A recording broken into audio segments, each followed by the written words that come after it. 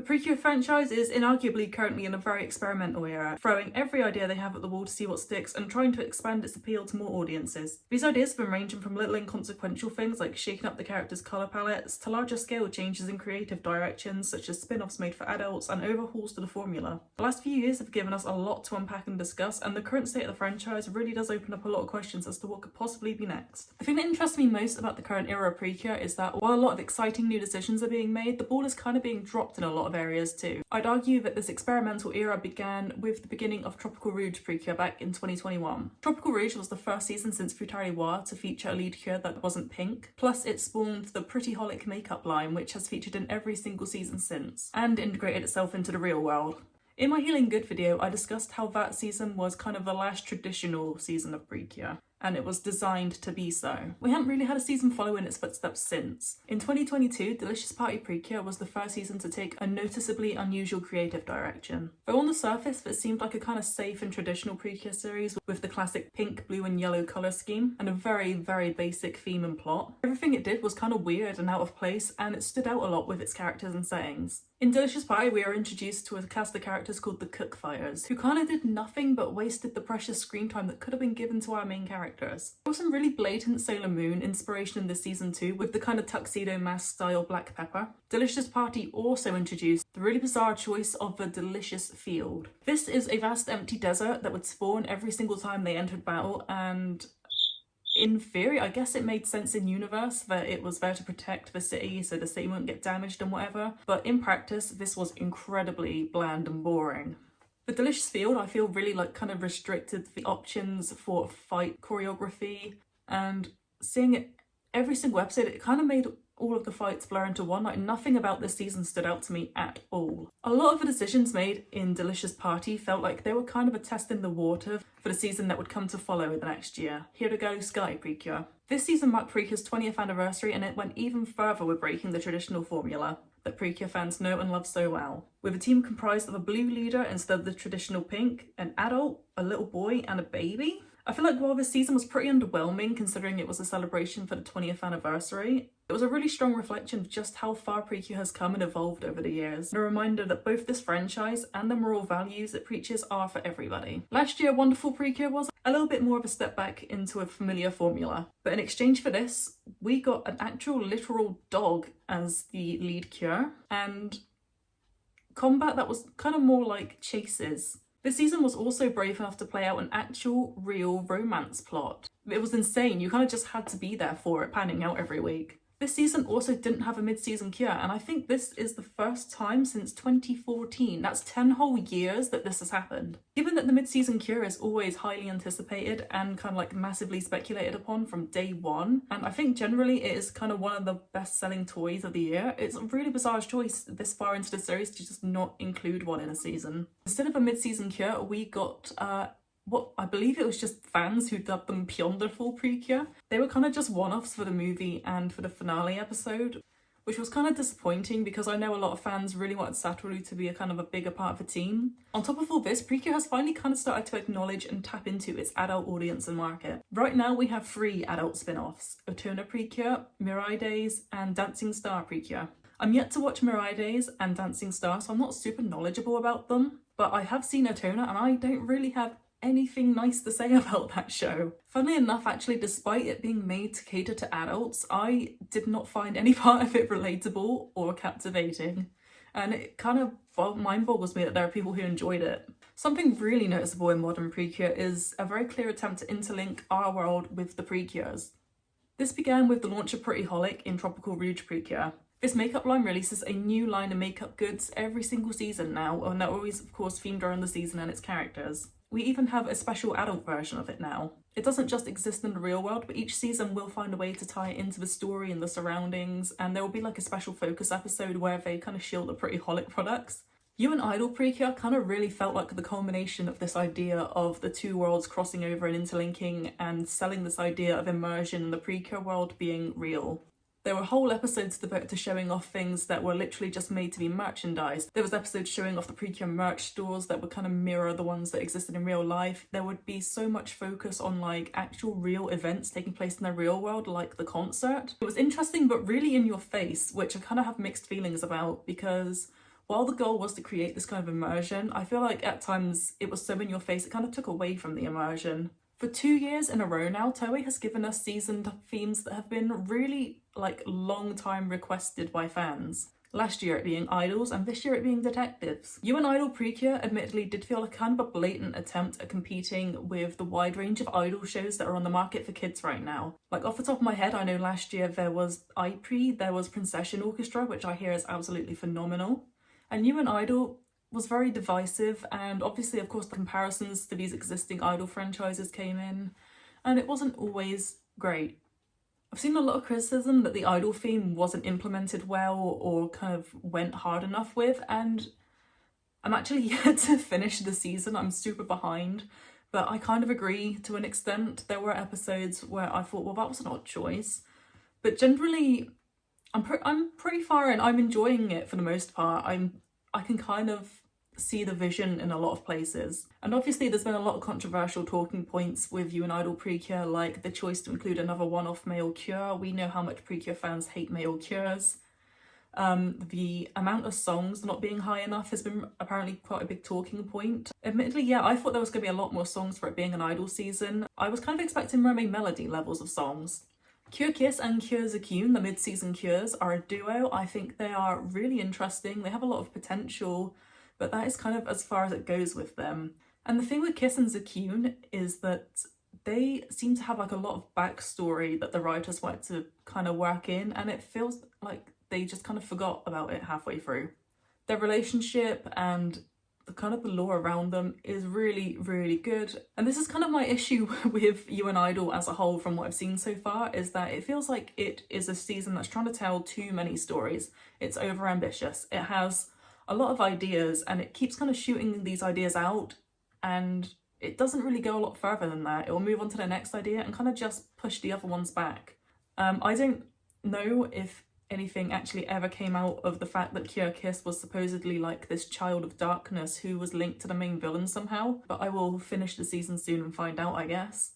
But really the season just kind of felt like it was still spitballing in the writer's room and it wasn't fully fleshed out, and it's just such a bizarre thing to experience because I haven't felt this way about a previous season in a really long time. You and Idol also brought back a mechanic very similar to the dreaded Delicious Field, and this kind of made things messy. In fact, this mechanic is what made me want to sit down and make this video, because I didn't think too hard about it until I read this interview with the series director Chiaki Kon, when she touched upon the choice to introduce the Heart Garden, which is You and Idol's equivalent of Delicious Party's Delicious Field, and debuted in episode 31. In its debut episode, Cure Kiss has kind of like finally settled down into the team, and she finally feels like she's their friend, she belongs, and she's formed a strong bond with them. And this has given her the ability to form the Heart Garden. Similar to the Delicious Field, the whole idea of this is to isolate the battles so nothing gets damaged, no one gets hurt or drawn into it. And yeah, the Heart Garden is visually less offensive than the Delicious Field. It's got a bit more going on. There's kind of more flexibility with what they can do there. But the actual implications of it existing is kind of concerning for what was going on in production with this season. In the interview, Chiaki Kon states, "To be completely honest, we'd pretty much run out of places to stage battles in Hanamichi Town. There are only so many open spaces, the area in front of the station, the plaza next to the high-rise tower, the riverbank, the beach, some fields, and that was it. We've already used them all, and the variety was gone. We finally gave up and told the art team, we're all out of ideas, so please create a standard battlefield for us. We asked for something cute and fairy tale-like, fitting for the fairies. Kirakila Land itself, as well as Tanakan's house and Hanamichi Town, are all based on mushroom motifs. So we talked about how it would help to have lots of platforms for the characters to jump around on during battles. So the art team went ahead and filled the place with mushrooms. Something about the staff just seemingly not having the creativity to continue planning out battles and staging them around the city feels very much like a cause for concern for me. And it kind of serves as a reinforcement to a feeling I've had in the past few years that for every new experimental idea we get that is good, they have to fumble something else in exchange for that. While the modern era is doing a lot of things right, and I do really love it, it's pretty obvious that in some areas innovation kind of feels like it's dying. We've had some pretty lackluster characters and stories in this era, and lately even the merchandise is beginning to dip in quality. While a lot of the staple merchandise lines are all fine and well and pretty consistent, like the bag charms, the plushies, the gachapons and the fashion dolls, one of the most glaring downgrades I've noticed in the past few years has been the actual transformation items and weapons, which are kind of like the big main thing. Fine details and interactive buttons are being abandoned in favour of stickers and minimal details. And I know the issue isn't exclusive to PreCure, and there is a much bigger conversation to be had kind of about just how toys nowadays simply aren't as good as they used to be. But it's really fascinating that this change has come down so hard on PreCure and that they are actually trying to save money on their biggest moneymaker. Because this series has produced some of the most fantastic and beautiful toys I have ever seen in my life. For example, if I compare the Wonderful Pack to the previous packs in the franchise, the Wonderful Pack is kind of a noticeable downgrade. You can really see the reduction of details and features, and I think it still looks good, but it definitely lacks a lot of the charm and magic that its predecessors kind of had. In my opinion, the most offensive toy is the Friendly Tact. Just a sticker instead of buttons. I guess the smooth surface of the sticker is kind of more appropriate for the actual desired function of the toy, where you're meant to slide your finger up it. Fresh PreCure did the exact same concept with its like fresh flute wand things, whatever they were called, and they have individual buttons and they look great. On top of the Friendly Tact just being a really kind of uninspired and simple design anyway, I just think it's really disappointing to look at. There just isn't the magic that PreCure toys are meant to have in this one. Hirugari Sky's Mirage Pen is kind of one of the more innovative modern PreCure toys, I want to say. It's quite a unique concept or a transformation item, and I think it's pretty cool to see the toy in action. But then again, with the actual main weapons of the series, they are a book and a paint palette, and these really suck. And like, don't forget, this was the 20th anniversary season. I don't know what they were thinking when they designed these. They suck so bad, both physically and in the show. UN Idol kind of gave me mixed opinions on its toys. I think the heart brooch is super fun and it's unique. We haven't had a brooch since probably, I want to say Sweet PreCure. But then again, the wand baton thing is letting the team down. Like, I don't know, maybe I'm just being a bit nitpicky, but the magic wands have always been like such a big thing. They've always kind of been the big exciting toy in a PreCure season to me. And seeing them dip in quality like this is just kind of really disheartening, and it makes me worry that it's just going to keep getting worse and worse as the series progresses. Really, the modern toys are just suffering from being designed to look like toys, whereas in the past, they kind of had a bit more inspiration behind them. Star Detective PreCure has thankfully eased my concerns in a lot of areas slightly. PreCure has also started expanding out into the West. We have the official PreCure Instagram accounts. We have had Toei showing off PreCure at a lot more events. I know there is a festival in Italy where PreCure movies have been being aired for quite a few years now, and actual staff from the shows go over and do panels. It looks incredible. I'd love to be able to go one day. Crunchyroll has been licensing the seasons, so PreCure is very slowly making its way back into the West. Like, we've even had the old original Futariwa dub like reshown on YouTube, and now it's legally available on streaming services. Like, what world are we living in that you can watch PreCure on Disney? Star Detective PreCure, again, it does feel really experimental, but it's exciting. The story takes place in 1999 rather than the modern day, with Anna getting sent back in time somehow. And this is absolutely awesome. We have never had time travel in PreCure like this before. So I'm really excited to see where it goes and just why she needed to be sent to the past exactly, because we have so many little mysteries to unravel both overall and each week as the episodes go on. The toys are looking maybe a little bit better, but we are kind of still in sticker decal hell. I do really like the transformation device. I think it's super unique, and the transformation itself is really long but really good. I'm excited to hear the score when it releases. Like, from what I can hear, the transformation when there isn't sound effects and them talking, I'm absolutely in love with this. It's so jazzy, it's so detective-y. It is reminiscent of the sound of Pokemon Legends ZA. Very, very jazzy. PreCure just generally does feel like it's at kind of an all-time high right now. Like, I've never seen so many people talking about it. I've never seen so much exposure of the franchise. Kind of one of the craziest things to come out of Star Detective is time to be a PreCure fan right now. And the writing this year has been absolutely phenomenal so far.